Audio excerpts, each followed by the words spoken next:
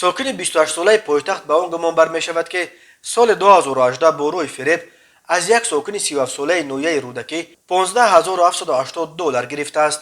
به شعبه وزارت کارهای داخلی یکی در نویه فردوسی شهر دوشنبه با عریضه مرد 37 ساله ساکن نویه رودکی مراجعت نموده است که ماه نوامبر سال 2018 مرد 28 ساله ساکن پایتخت با روی فریب به باوریش درآمده از او 15780 دلار آمریکایی گرفته تا حال مبلغش را برنگردانیده است.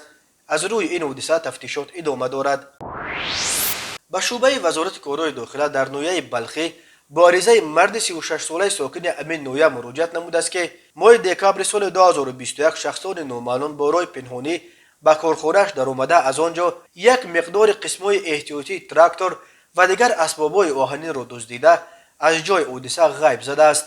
ضرر رسانیده شده 12000 سامانی را تشکیل می‌دهد. هنگام گذرانیدن چاره‌بینی‌های اپراتیوی جستجویی از جانب کارمندان میلیشیا، جوان 22 ساله ساکن نویه ذکر گردیده با گمان صادر نمودن جنایت دزدی دستگیر کرده شد. از روی این حادثه تفتیشات ادامه دارد.